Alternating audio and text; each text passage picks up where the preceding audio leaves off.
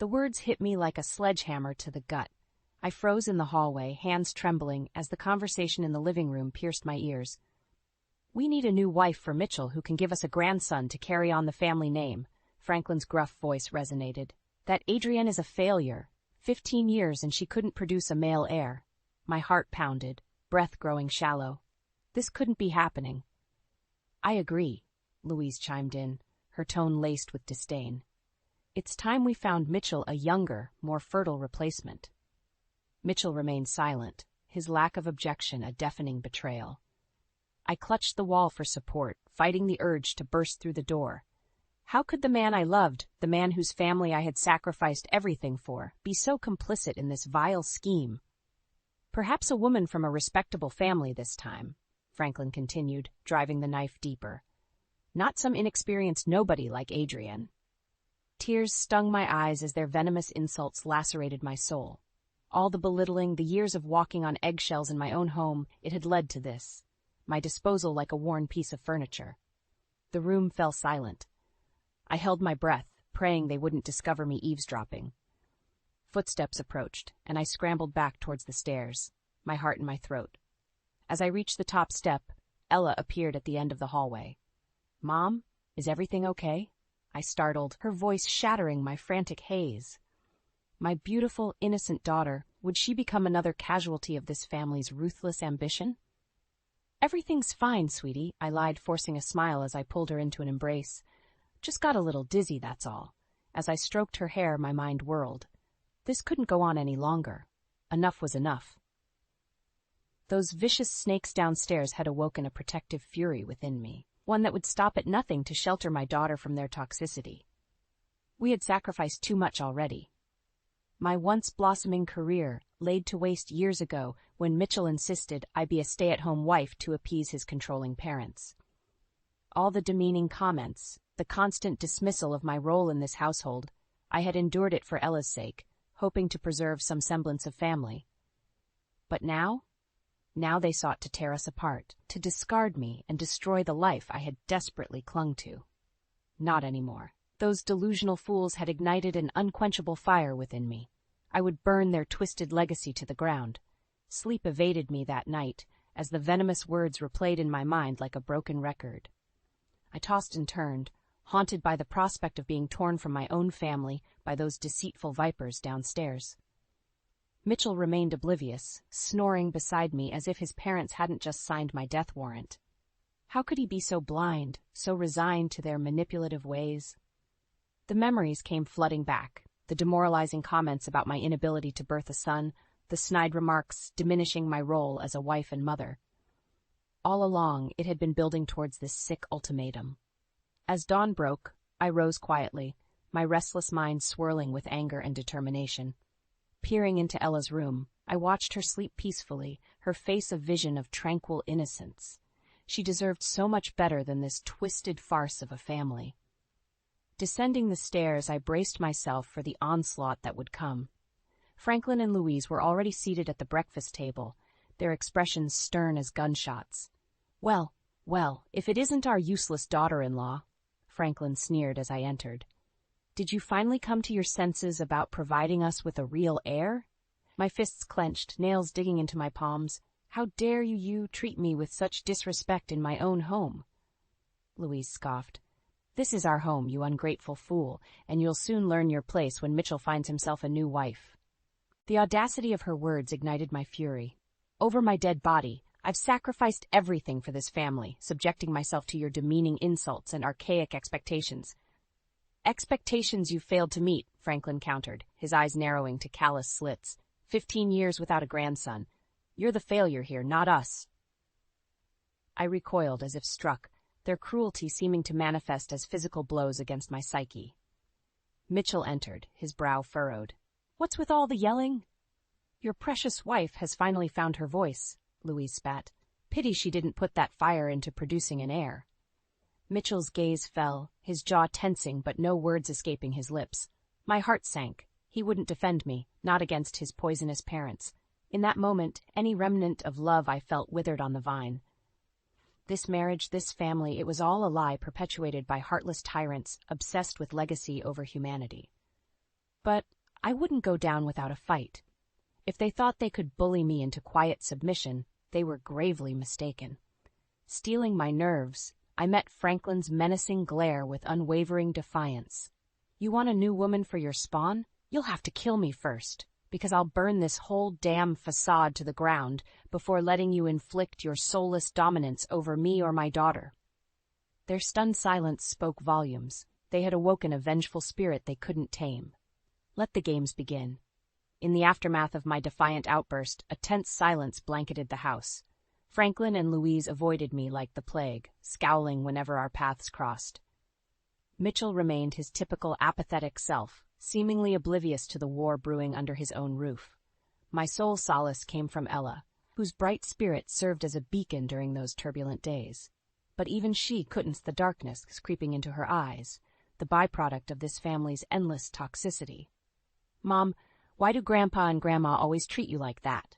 she asked one afternoon as we prepared dinner. I froze, uncertain how to respond without shattering her innocence. "They're just set in their ways, honey. Old-fashioned thinking." Her brow furrowed. "But the way they talk to you, it's not right." Sliding the casserole into the oven, I pulled her into a tight embrace, my heart aching at her precocious awareness. She deserved so much better than this poisonous environment. A knock at the door interrupted our moment. I answered to find Leo, one of the graphic designers from my former workplace, standing on the doorstep. "Leo, what are you doing here?" "I tried calling, but you didn't answer," he said, wringing his hands nervously. "I have some things I need to tell you, in private." Something in his tone hinted at its importance. "Of course, come in." As we settled in the living room, Leo's usual cheerful demeanor was replaced by a somber frown. "Adrian, I don't know how to say this." My heart raced, fearing the worst. "What is it?" He exhaled deeply. "It's about Mitchell's family business. There are rumors circulating about illegal practices, tax evasion, shady dealings, you name it. I wanted to give you a heads up." The air left my lungs in a forceful gust. Of course, why was I even surprised at this point? Franklin's obsession with legacy must have clouded any semblance of ethics or morality. "Are you sure about this?" I pressed. An idea sparked in my mind, a possible path to freedom from this wretched family's clutches. Leo nodded solemnly. "I've heard it from multiple sources. Just be careful, Adrian. These aren't the type of people you want to cross." As if on cue, Franklin's booming voice echoed through the hall. "Who are you talking to, you insolent?" He stopped short at the sight of Leo, his expression contorting into a mask of fury and trepidation. In that fleeting moment, I glimpsed the panic in the old bastard's eyes. He knew, and he knew that I knew. No longer would we cower under the weight of their contemptible actions. Armed with this newfound knowledge, the shackles began to loosen. "Everything okay, Adrian?" Leo's concerned voice shattered the tension. I met Franklin's widening glare with a subtle smirk. "Everything's just fine. In fact, it's better than it's been in a long time." The game was afoot, the first counterattack in my quest to dismantle their toxic empire. Justice would be served, by any means necessary. Franklin and Louise descended upon me like a pack of rabid wolves the following day. Their faces were twisted into snarling masks of rage, eyes burning with unbridled fury. "Who was that man in our home yesterday?" Franklin spat, slamming his fist on the kitchen counter. "Bringing strange men around without our permission?" Louise crowded me against the refrigerator, her thin lips curled into a sneer. "Trying to find a replacement for our pathetic son already? You conniving little—" "That's enough!" I silenced her tirade, squaring my shoulders in defiance. "That strange man is a former colleague. Unlike you two, he actually treats me with basic human decency." Franklin's eyes narrowed to predatory slits. "Watch your tone, girl. This is still our house." "For now," I muttered under my breath, just loud enough for his ears to prick up. Before he could respond, Mitchell's oblivious voice rang out from the living room. "Mom, Dad, are we still going to Aunt Kathy's party tonight?" As if a switch had flipped, Franklin and Louise's faces melted into grandfatherly masks of benevolence. "Of course, son," Franklin called out jovially. "We'll be right there." With one final scathing glare in my direction, they disappeared down the hallway, their sickening charade already in full swing. I doubled over, hands bracing against the counter as I struggled to catch my breath. This incessant gaslighting and emotional whiplash left me constantly on edge, my defenses forever raised. The party that evening was a waking nightmare. Kathy's lavish home was filled with Franklin and Louise's elitist cohorts, their fake smiles and vapid conversations sapping my will to exist. Mitchell reveled in the attention, basking in his family's twisted vision of success. As the evening descended into drunken revelry, Franklin seized the moment to lay into me once more. "Everyone, may I have your attention?" he bellowed, silencing the gathered guests. "Here it comes, the public debasement he seemed to relish dishing out. I'd like to make a toast," he continued, swirling his glass of scotch, "to my wonderful family, the backbone that has allowed our business to thrive all these years." Obediently, Mitchell and Kathy's family raised their glasses in celebration. My stomach turned at the sycophantic display. "And a special toast." Franklin leveled his reptilian glare at me, a sinister grin creeping across his face. "To my dear daughter-in-law, Adrienne, who has graced us with her boundless love and support for over 15 blessed years." The jeers and chuckles erupted immediately, raucous laughter echoing through the opulent hall. I fought back hot tears, my cheeks burning crimson with humiliation as all eyes bored into me. "What's the matter, dear?" Louise sneered, her voice dripping with malice. "No son to help carry on the family legacy?"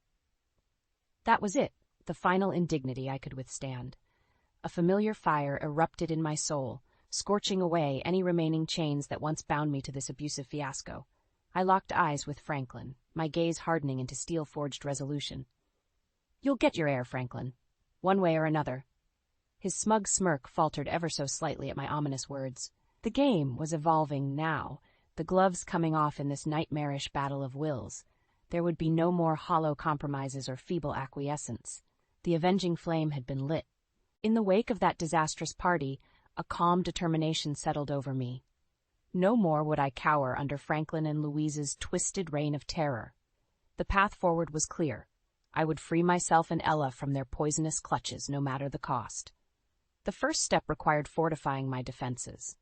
I reached out to Leo, confiding in him the full extent of the abuse and degradation I had endured over the years. To his credit, he didn't flinch or judge, he simply listened with a compassionate ear. "You can't keep living like this, Adrienne," he said, after I had unloaded the full weight of my tortured story. "This kind of toxicity, it's soul-crushing." I nodded warily. "I know, but it's not just about me anymore. I need to get Ella away from their influence before it's too late."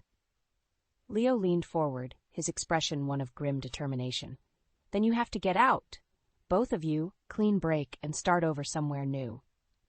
The thought simultaneously exhilarated and terrified me. Could I really just uproot my entire life and flee from Mitchell's family? From the man I had once loved? But one glance at the photo of Ella on my dresser steeled my resolve. She was worth fighting for, worth sacrificing everything to liberate us both. "You're right," I said, meeting Leo's gaze with newfound conviction. "I've let them control me for far too long. It's time I took my life back." A subtle smile played across Leo's lips. "I might know someone who can help with that, if you're serious." My heart raced, though not with fear, with the thrilling embrace of taking that first defiant step. "I'm dead serious." Over the next few weeks, the plan took shape. Leo connected me with a contact who could provide new identities and credentials for me and Ella. A fresh start, far away from Franklin's poisonous empire. I also began diligently documenting every instance of their abhorrent behavior, recording conversations with a hidden device to preserve evidence of their threats and mistreatment. The pieces were falling into place. Of course, severing ties required money.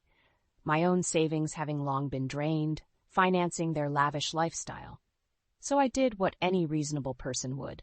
I began systematically pillaging their household accounts, siphoning off enough to secure a new home and transition into this new life. It was a heady rush, chipping away at the foundation of their control with every covert transfer. With each withdrawal, I could taste the sweet liberation inching ever closer. The final puzzle piece fell into place when Leo approached me one afternoon, a modest grin adorning his face. "You'll never guess what just happened," he began, unable to contain his excitement. "One of the ad agencies I applied to, they want me, a senior design role in Denver." My eyes widened at the implication. Denver. over 1,000 miles away, far enough to escape this waking nightmare permanently. Leo, that's incredible, I gushed, pulling him into an appreciative embrace. As we separated, his expression turned serious once more. You know, they'd be insane not to want to bring you aboard, too. With your portfolio and experience? I felt my heart swell with hope. Are you saying? A sly grin answered my unfinished query. Let's just say your escape plan just got a hell of a lot more real. Giddy excitement bubbled within me. This was it. The rebirth I had dreamed of for years, but never imagined possible. The shackles of Franklin's tyranny were rusting away with each passing day. I was ready to breathe free again. The weeks flew by in a frenzied blur as Leo and I put the final pieces of our meticulously crafted escape into place. With each passing day, my heart raced with the tantalizing promise of imminent freedom from Franklin's toxic stranglehold. And yet, a part of me couldn't shake the nagging sense of obligation, the need to administer one final, righteous act of defiance before fleeing into the great unknown. It was during one of my covert recording sessions that the answer revealed itself, Franklin's very words providing the cosmic green light I had been seeking. Told Henderson we'd have those shipments mislabeled and across the border by Friday, he grumbled to Louise in the study one evening. That money launderer better hold up his end of the bargain this time.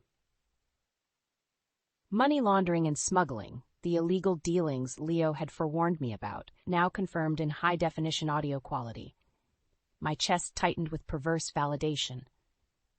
This was it, the damning evidence that could bring their empire crumbling down around their rotten cores. Although delivering this recording to the authorities risked exposing my own culpability, the temptation to rain righteous fury upon their deceitful heads proved too delicious to resist. The day before our scheduled departure, with our falsified documents and new lives prepped for Denver, I decided to enact my parting salvo. As Mitchell and his simpering parents gathered to watch another mind-numbing sitcom rerun, I slipped the recording onto an unmarked disc and mailed it with an anonymous tip. My heart hammered as I sealed the envelope, half expecting Franklin to somehow sniff out my act of rebellion and retaliate. But the night passed like any other, filled with their meaningless droning and self-congratulatory posturing. Ella and I made our move the following morning, both of us dragging lightly packed luggage towards the awaiting taxi. Franklin and Louise were conveniently detained at some charity brunch, while Mitchell had already departed for the office. I steeled myself as I turned towards the home that had been my gilded prison for over a decade and a half, fighting back the urge to spit venom in its direction. Instead, I allowed the faintest hint of a smile to grace my lips as one fleeting thought carried me forward. Enjoy the reckoning, you bastards. The voyage to Denver passed in a dreamlike trance of giddy liberation. Gone were the weighted stares and snide remarks, replaced by the purifying vistas of a new frontier blurring past the taxi's windows.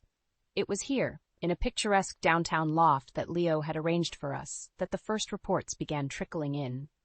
Speculative mumblings online of Mitchell's family business being raided by federal agents.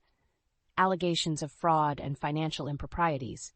Each refresh of my burner phone's browser revealed further details of the proverbial House of Cards collapse. Overseas accounts seized, assets frozen, the entire rotten family in for questioning amidst a sordid firestorm of scandal. I absorbed it all with a heady mix of savage satisfaction and deeply rooted melancholy.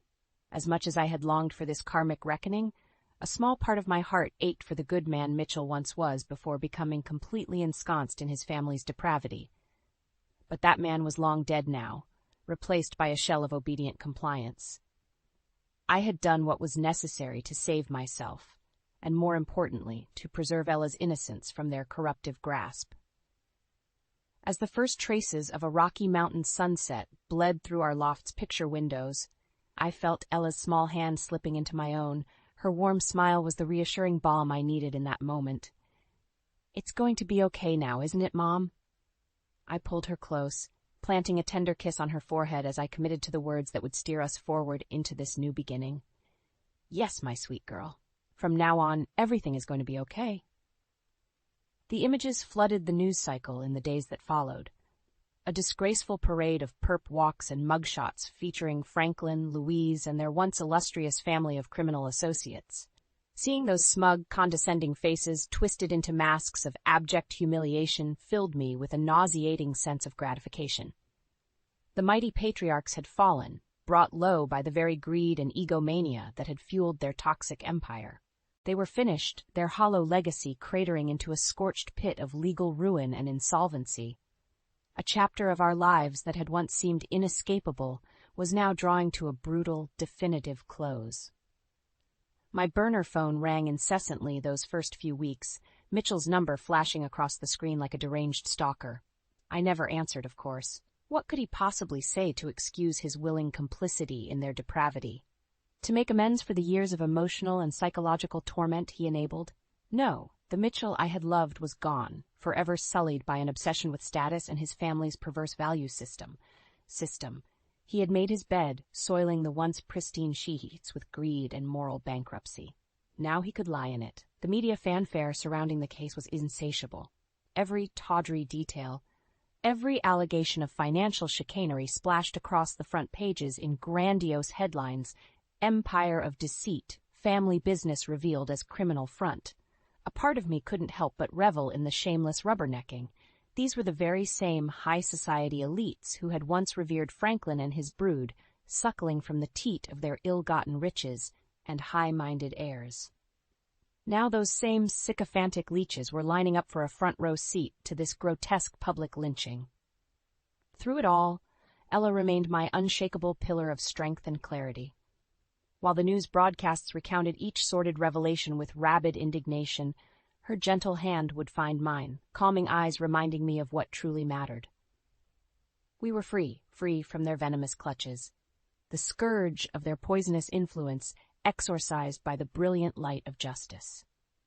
In time, even my own name would occasionally slip into the news cycle, comment sections speculating about the disillusioned wife who had finally had enough, who brought the whole rickety facade tumbling down.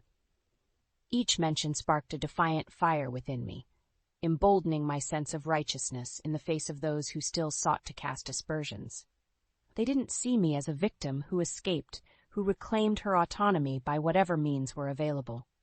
No, in their privileged eyes I was simply another pariah to condemn, a filthy rat who had abandoned the sinking ship of family values and reputation maintenance. But I didn't need their hollow approval or shallow acceptance any longer. Those days of deference were buried, replaced by an awakened sense of purpose instilled by the mere act of perseverance. When the smoke finally cleared, our fractured little family would emerge from the rubble, hardened but victorious.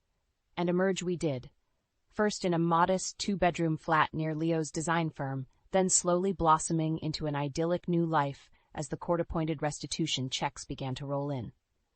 With each deposit, I could sense Ella's spirit elevating, her once dimmed sparkle reigniting in the warm glow of our freedom. We were more than survivors. We were the rising phoenix, scorched wings spreading wide to embrace a vibrant new reality far removed from that warped paradigm. No longer bound by poisonous pedigree or archaic patriarchal values, our truth finally unfurled for the world to witness. The apple never fell far from the tree after all. Sometimes they simply chose to forge a brand new orchard of their own making. The years melted away in a surreal blur of newfound tranquility and hard-earned growth. As Mitchell's family circus careened further into legal purgatory, Ella and I steadily rebuilt our lives from those traumatic rubble heaps. Denver proved to be the dream reboot we had so desperately craved, a world away from the suffocating toxicity of our former existence. Leo's design agency was a welcoming haven, the creative team treating me like a long-lost comrade rather than an outcast pariah. It was there, developing cutting-edge ad campaigns in a nurturing environment, that I finally rediscovered the spark that had set my soul afire all those years ago. The passion, the drive, the addictive thrill of visual storytelling, it all came roaring back with amplified intensity. While I thrived professionally, Ella's own transformation left me in awestruck admiration. The once shy, withdrawn young girl had blossomed into a confident, brilliant young woman, top of her class and already fielding inquiries from elite universities across the country. Our cozy two-bedroom flat, a humble refuge in those shaky early days, steadily gave way to an airy downtown loft, teeming with contemporary furnishings and Ella's vibrant artwork adorning the exposed brick walls. A canvas of her own reinvention, a physical manifestation of how far we had come. Holidays and special occasions, once tainted by Franklin's looming specter of scorn, became cherished celebrations sans judgment or archaic expectations. Blissfully ordinary rituals like baking pies for Thanksgiving or stringing up twinkling lights for Christmas filled our beings with joy rather than dread. At last we were beholden only to our own values, our own visions of what constituted a life well lived. No more pandering to hollow ideals or self-righteous blowhards obsessed with appearances over human dignity. Of course, the legal maelstrom endured like a nagging pop-up ad you could never quite close. Depositions and court dates, investment account audits, and impassioned victim statements. It seemed there was no end to the punitive wrangling over Mitchell's family's illegally acquired holdings and business entities. Through it all, I steadfastly refused to let the toxicity seep back into our reclaimed serenity. Gone were the days of bending to their antiquated will, of allowing them to extort my happiness and autonomy. Ella was my singularly empowering force now, her dazzling smile and academic accolades the only lingering proof I required of our profound metamorphosis. Then came the day I'll never forget. Ella's high school graduation party in our open-air loft, surrounded by Leo and her beaming new social circle of creatives and young progressives. A joyous kaleidoscope of positive energy in sharp contrast to the grotesque farce of that Aunt Kathy gala years prior. I watched my daughter mingle and exude self-assured warmth with a surreal sense of catharsis and validation. This beaming aura of confidence and freedom, with not a trace of familial anguish to restrain her effervescent spirit, it was more than I could have ever dreamed for her. In that moment, as the celebratory chatter echoed through our vibrant living space, I finally exhaled the last lingering twinges of psychological shrapnel.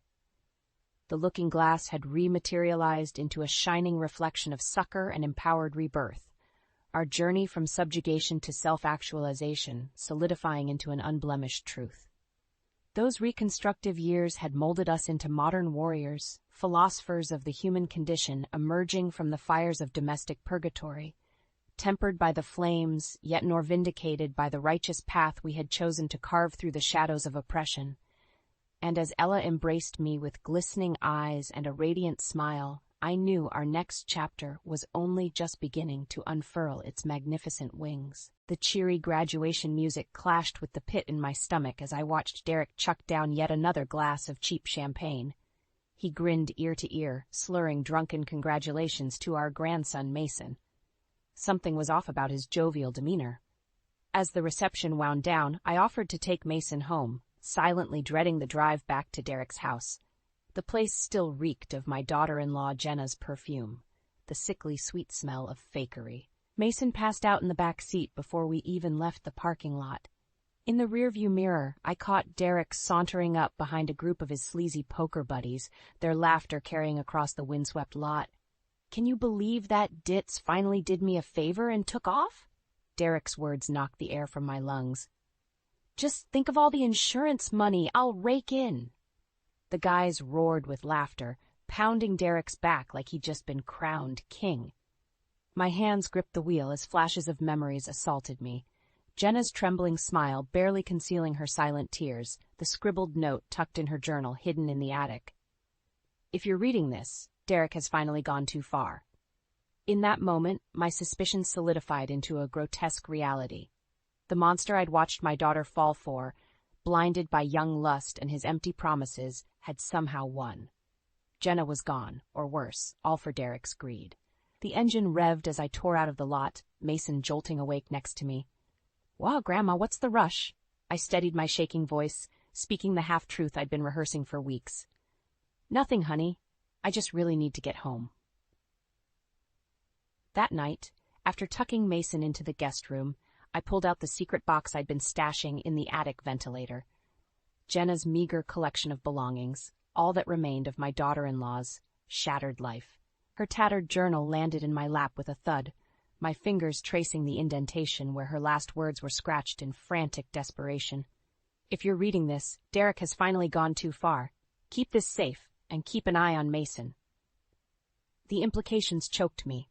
How long had she suspected Derek's malice? What hell had she been enduring while we all blissfully looked the other way? Hot tears streamed down my cheeks. No more. I swiped them away, my jaw clenching in resolve. Derek's monstrous arrogance had handed me all the evidence I needed. It was time to strike. Over the next few weeks, I watched Derek with hawkish scrutiny.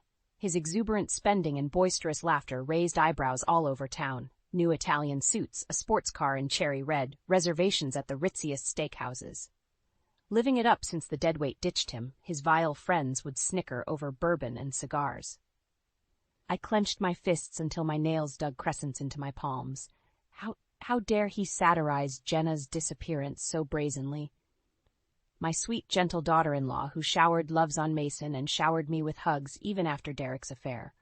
Her words from our last lunch echoed in my mind. I think he's up to something, Mom. I've found things, but I'm afraid if I pry, he'll lash out. I shuddered, realizing her disappearance may have saved her life. But from what, exactly? I needed answers. My first stop was the bank, requesting statements for all of Derek's accounts, a ploy I spun as concerning for his sudden affluent spending. The documents told a story of deception, maxed credit, compounding gambling debts owed to some terrifying names, and a 7-figure life insurance payout scheduled just weeks after Jenna's disappearance. My blood boiled. That smirking, materialistic snake wasn't grieving. He was cashing in on his wife's vanishing act. I longed to confront him but fought off my rage, knowing I'd need an incredible smokescreen to take him down. Next, I turned my sights on Jenna's inner circle, starting with Tara, her closest work friend.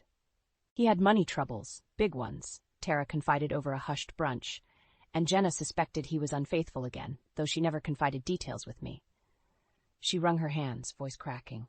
I'm just so worried I know, I stated firmly, which is why we're going to find her. Tara's eyes burned with promise. Whatever you need. With an ally and a trail of evidence, Phase 1 was complete. As satisfying as lashing out at Derek felt, I knew I'd have to be patient and judicious. The path ahead would require deft precision. One false move and Mason's safety would be jeopardized.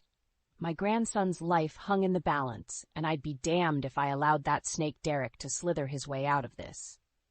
It was time to enlist some professional assistance from a friend who'd spent his life hunting reprobates like Derek.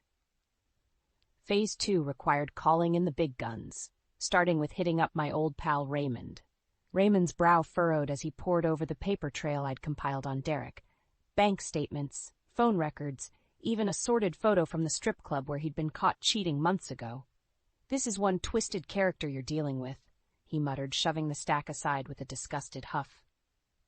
But it's a good start. I bristled at his nonchalance. A start? Ray, that praved con man plotted to kill my Jenna. Raymond's eyes softened as he reached for my hand.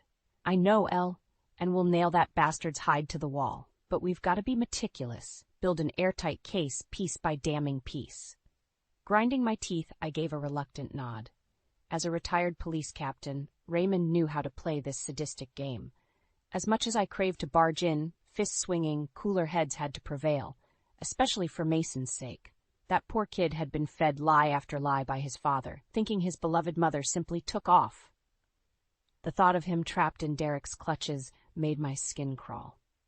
Over the next several days, Raymond and I built a coordinate strike, burning the midnight oil over whiskey and case files. He leveraged his old officer contacts to unearth the sordid details, Derek's bookies, his side chicks, and most damning of all, the inflated life insurance premium he'd started paying weeks before Jenna's vanishing. There's our motive, Raymond said, tapping the document. He quite literally took out a policy on her life before attempting to, well... A lump formed in my throat as I considered the depths of Derek's depravity. What's more, as a teacher with modest earnings, Jenna had been blindsided by the massive payout. No wonder Derek was living so large. With every clue, the picture became clearer. He'd been setting the stage to cash in, all while keeping my beloved girl-in-law clueless to his sinister plot. The dizzying realization made me queasy. Just as I steadied my breath, Raymond slid another photo across the table. Derek stumbling from a sleazy motel room, lips smeared in tawdry lipstick, his sly grin stretching ear to ear. "This was taken 3 days after Jenna went missing," Raymond said grimly. "Care to guess who our friend in the cowboy hat is?" I squinted at the petite blonde emerging behind Derek, her face partially obscured but still achingly familiar. Tara, Jenna's friend. The same young woman who had just promised to help us bring her down. The deception left me seething as my fists clenched.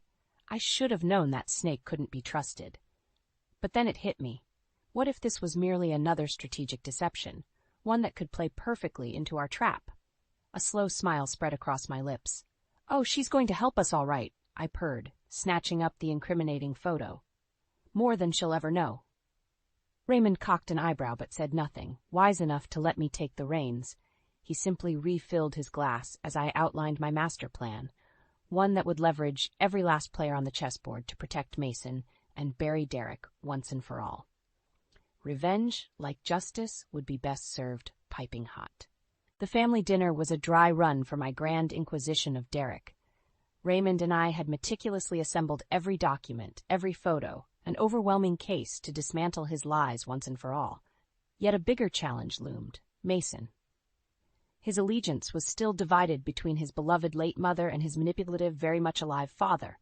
I had to tread carefully, protecting him from the full, sordid truth, until Derek's defenses were shattered. Mason eyed me cautiously from across the table as I laid out the bread and salad. Derek, ever the arrogant fool, filled his wineglass to the brim, oblivious to the reckoning on the horizon. "You've seemed awfully preoccupied lately, Elaine," he said with a smirk. "Everything okay over there in Vinegar Villa?" I bristled but maintained my poise. "Everything is fine, Derek. I've just been catching up on some reading." His brow arched in mock concern. "Oh, do tell. Maybe I can recommend a nice work of fiction to lift your spirits." The venom in his voice was palpable.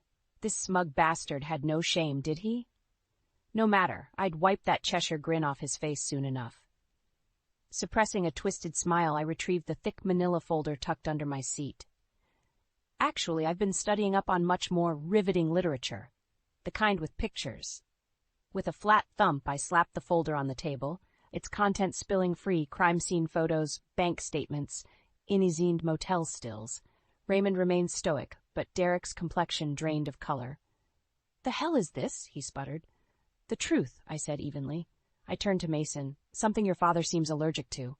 Mason's eyes darted between Derek and me. Horrified confusion splashed across his face. "Dad, what—" "Don't listen to her, son," Derek spat, sweat beading his brow. "Your grandma's had too much goddamn Pinot and—" "I've had enough," I roared, slamming my fists on the table. "Enough of your lies, your philandering, your vile disrespect for Jenna and this whole family." Wine sloshed from overturned glasses as Derek shot to his feet. "How dare you, you conniving old bat! You've gone and lost your damn mind." Raymond rose like a monolith beside me, his baritone voice cutting through the commotion. "Can it, dirtbag? The Hashers are all here, therapists, clergy, everyone who gave a damn about Jenna. We've got enough to put you away for—" I tuned out the legal jargon, focusing on Mason. Shock and horror contorted his boyish features as the weight of the truth crashed over him in waves. My heart ached to shield him from this pain, this ultimate betrayal. Tears streamed down his face as he turned to Derek. "Dad, what did you do?" Derek's face reddened. For an instant, I pitied the boy still clinging to his father's imaged nobility. Then reality struck in the form of Derek's chilling backhand. "You'll do as I say, you disrespectful little—" I moved on instinct, my elbow catching his ribs with a sickening crack before Raymond hauled him back. The beast's true colors raged to the fore, mercilessly unleashed on his only child. As Mason crumpled to the floor, I rushed to his side, pulling him close. He sobbed into my chest, so fragile, yet still clinging to hope. Hope that for once, truth would finally prevail over lies, and I would ensure it did, no matter how much carnage the gathering storm would leave in its wake. The aftermath of Derek's public meltdown was a blur. Mason refused to speak to or even look at his father, staying glued to my side like a terrified child. I didn't blame him. That ruthless slap had finally shattered the illusion of Derek's hollow paternal facade. As for Derek himself, he ricocheted between blustering threats and sniveling pleas as Raymond's cop buddies hauled him away on suspicion of domestic violence. Of course, it was merely the tip of the iceberg, but an important first step to strip away his freedom and his cockiness. "I want that smug prick to feel the walls closing in from every angle," Raymond assured me later that evening over straight whiskeys.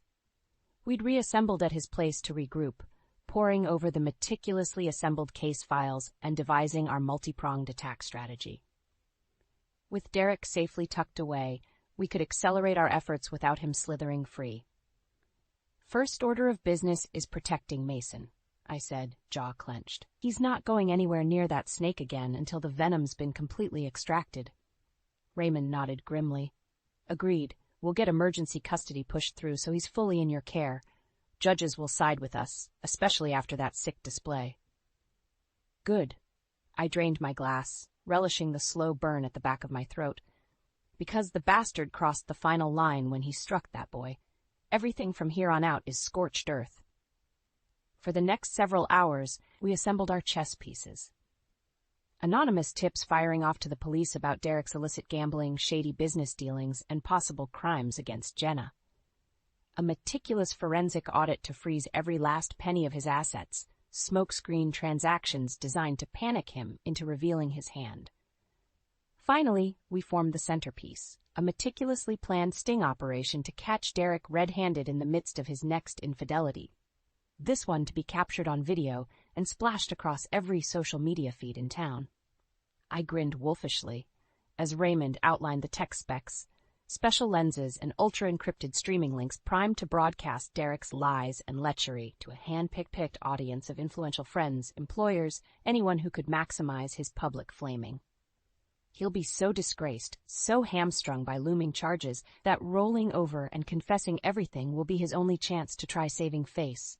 Raymond purred, clearly relishing the intricacies of our ornate takedown.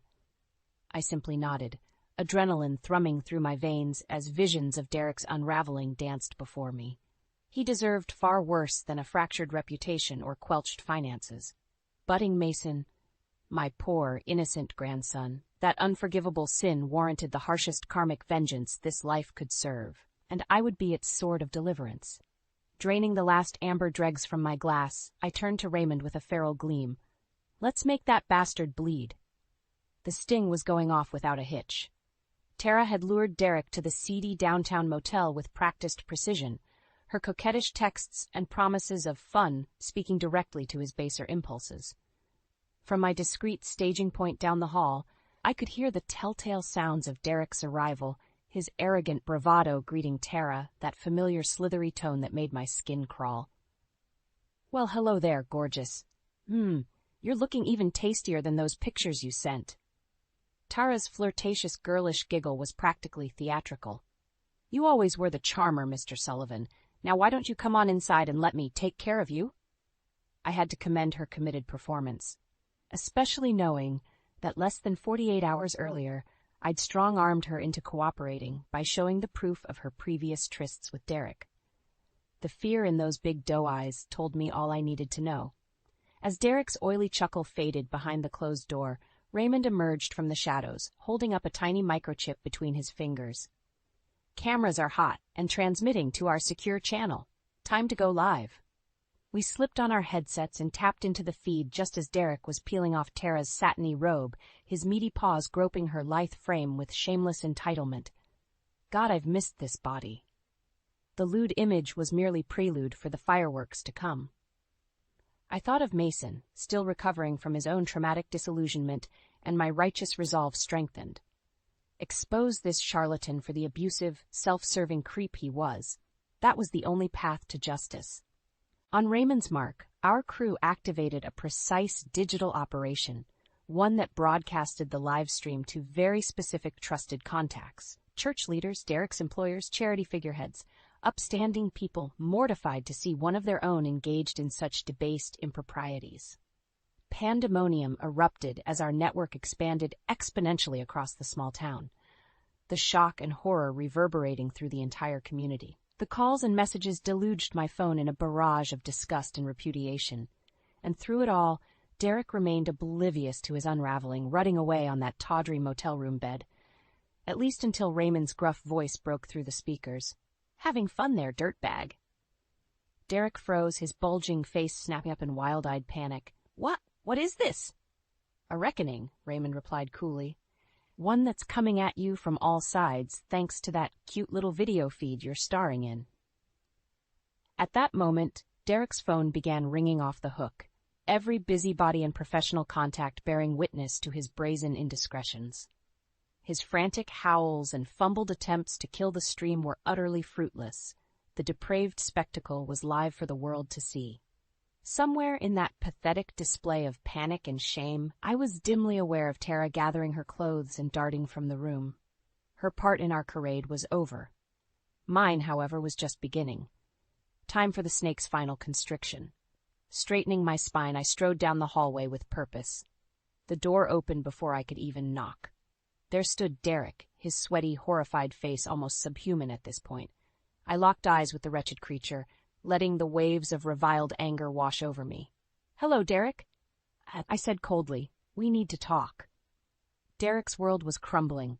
I could see it in his wild, desperate eyes as he stared back at me in the dingy motel room, utterly shell-shocked. This has to be some kind of mistake," he stammered, struggling to cover his nakedness.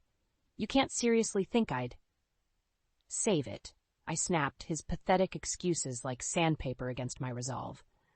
"The jig is up, Derek. We have everything. The affairs, the gambling, the insurance scam you tried to run on Jenna.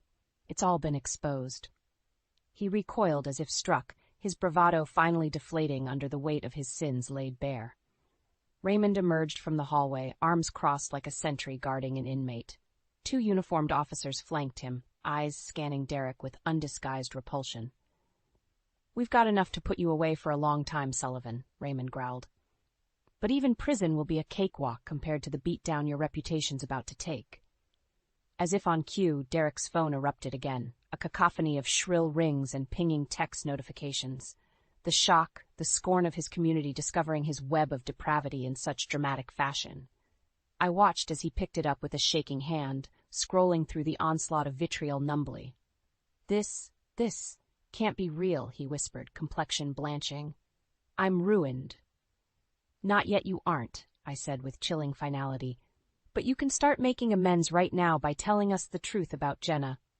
Derek's roomy gaze flicked up to bore into mine, twin vortices of panic and hatred swirling in their depths.